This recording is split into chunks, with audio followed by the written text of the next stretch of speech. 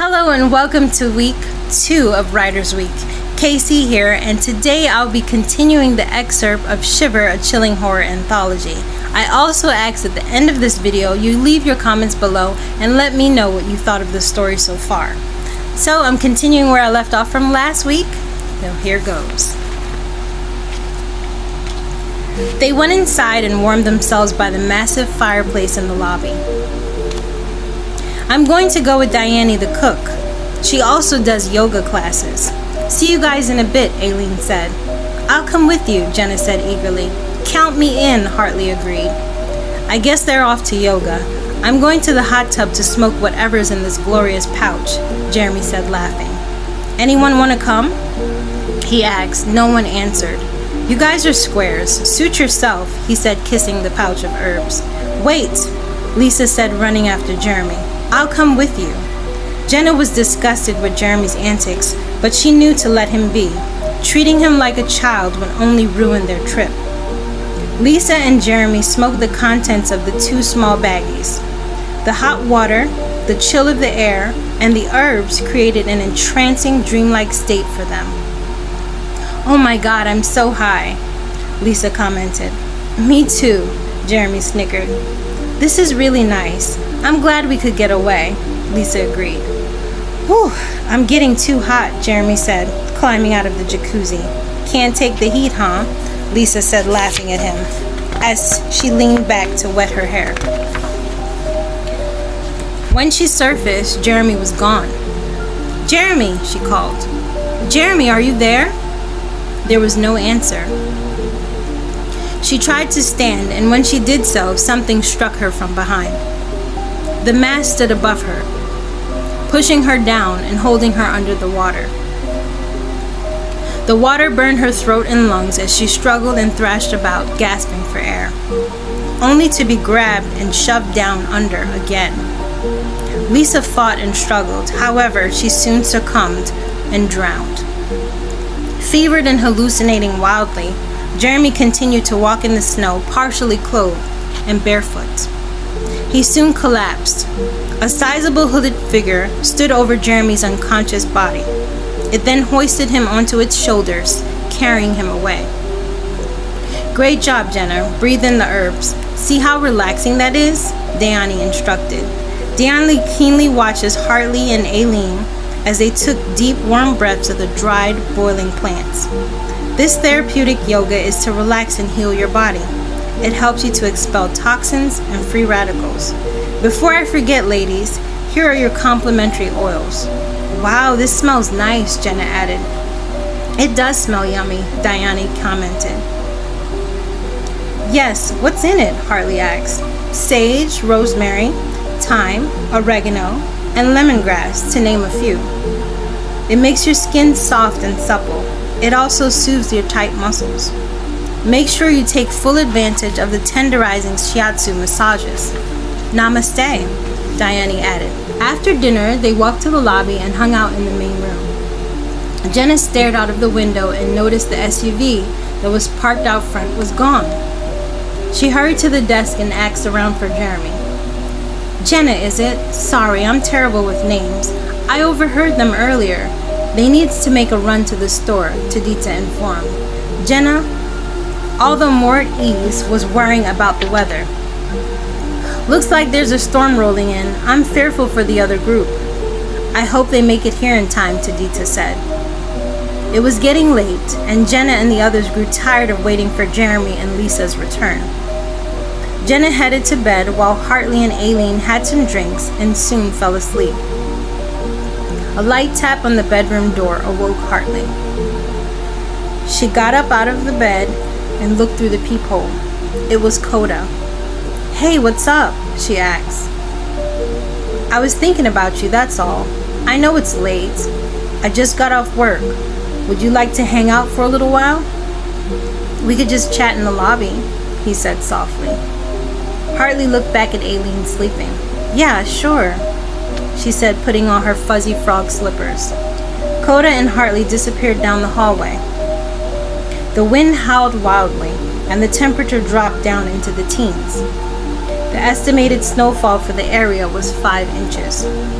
As the storm battered the surrounding grounds of the pines with strong winds and heavy snow, indoors remained frighteningly quiet and still.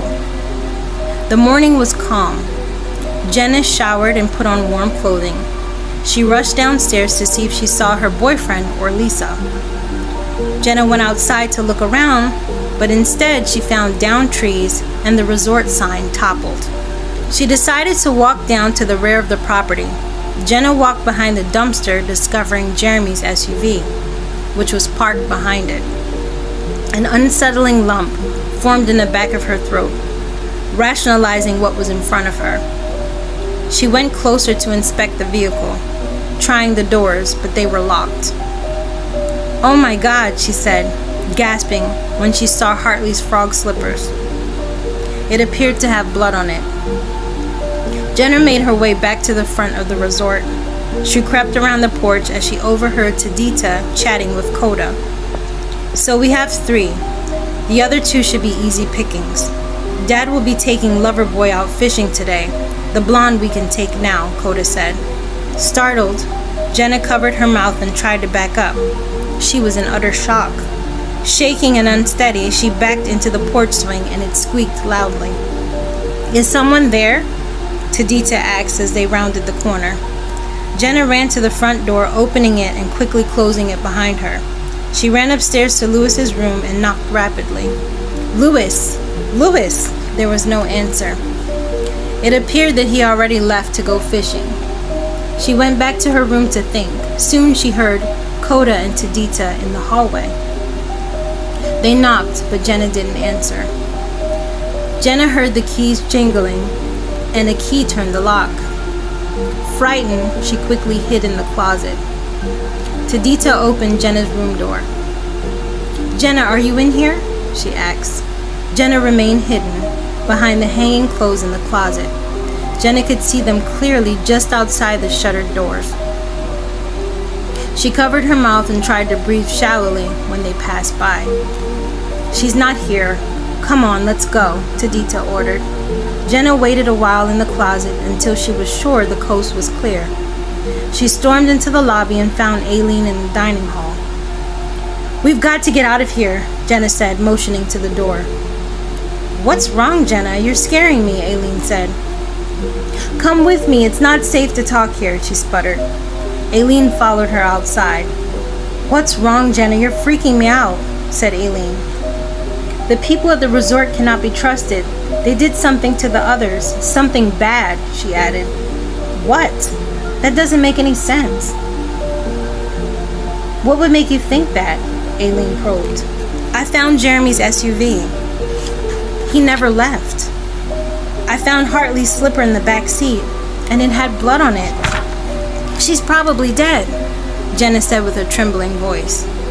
"Everyone is missing.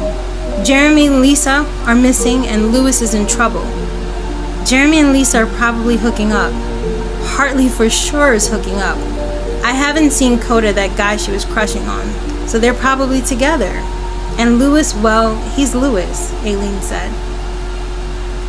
"I don't feel reassured.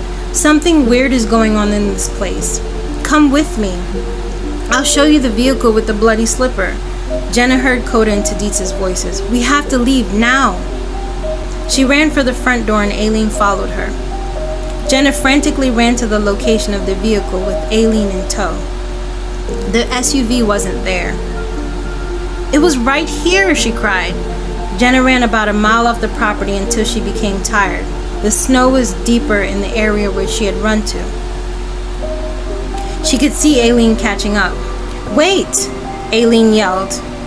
Aileen stood next to Jenna and turned to her. "We have to get out of here," Jenna cautioned. "I agree. Run." Jenna was confused. "I don't understand. Why aren't you coming with me?" "Oh, sweet Jenna. It's better that way because I like the chase," Aileen said, wickedly smiling. "What?" Jenna asked. "Don't you get it? Do you? I'm the hunter, and you are the prey." A light growl rose from Aileen's mouth. and her eyes glowed amber. "Oh my God, what the hell are you?" Jenna yelled, trembling violently. "You know what I am," Aileen belted. Jenna let out a stifled whimper. Frightened, Jenna trudged through the thick snow. Each of her legs felt like they were attached to 20-pound bag weights. Jenna could see the park ranger, who was at the far end of the resort entrance. A flood of relief washed over her when she saw him. He was only a few feet away. "Help! Please help me!" she yelled. "Ma'am, it's going to be okay. I'm Ranger Elon," he said comfortingly. He pulled his gun from his holster as Aileen caught up to the shaking and terrified Jenna. Aileen spoke. "Afternoon, Ranger." "Ma'am," he responded. "Please help me," Jenna mouthed breathlessly. "Ma'am, I'm sorry about this," said Elon. Just then, he took the handle of the gun, knocking Jenna unconscious. "We only have 2 left. He's with Father," Aileen said. "Good," Elon agreed. Okay guys, that's it for story time. I'm gonna have to stop here, but you can pick up your very own copy of Shiver, a chilling horror anthology on Amazon.com and find out what happens to Jenna and her friends and the Wendigos. Now, I hope you enjoyed the rest of the festivities this week for Writers Week. We have some more awesome things to come. Thank you so much for watching, and until next time, I'm Casey Losner.